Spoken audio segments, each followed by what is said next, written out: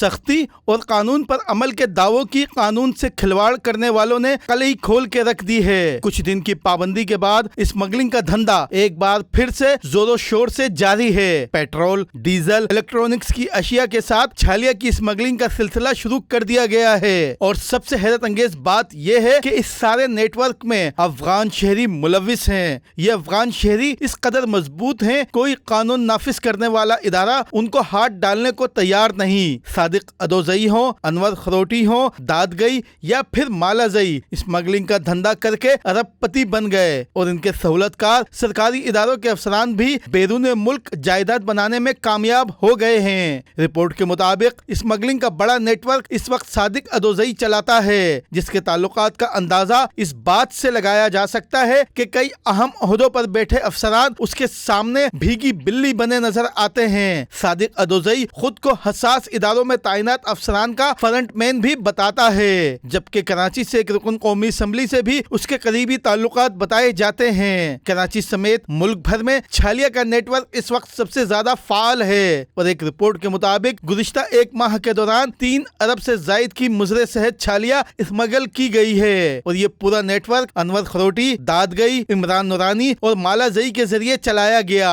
Smuggling network से जुड़े एक अहम जराये का कहना है कस्टम, FC, कोस्ट गार्ड और पुलिस की मिलीभगत से छालिया स्मगलिंग का धंधा शुरू किया गया।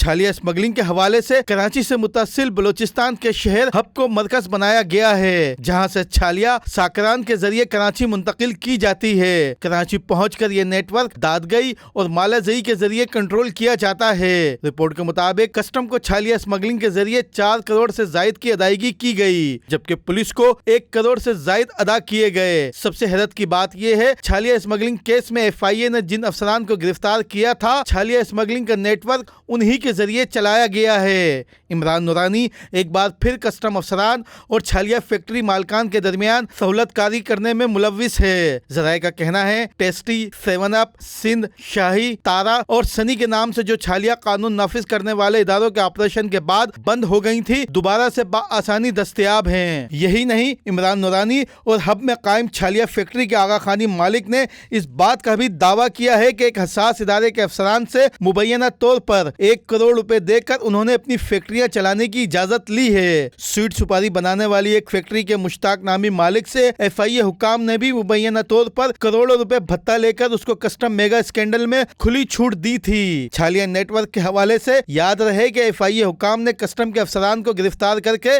उनके कब्जे से करोड़ों रुपए कैश, सोना और जायदाद बरामद की थी। इस केस में छालिया कंपनी, छालिया की स्मगलिंग के नेटवर्क और कस्टम अफसरान के दरमियान सहूलतकारी करने वाले इमरान नूरानी को भी हिरासत में लेकर कई दिन तक पूछगछ की गई थी।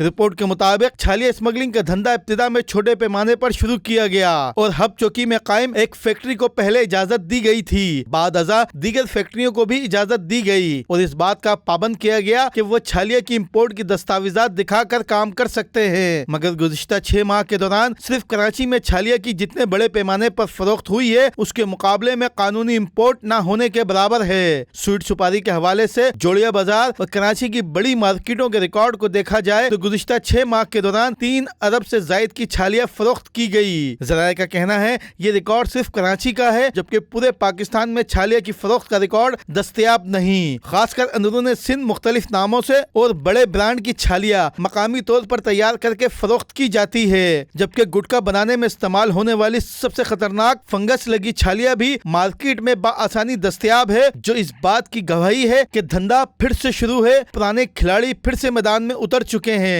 Rashid Siddiq, prime news, Karachi.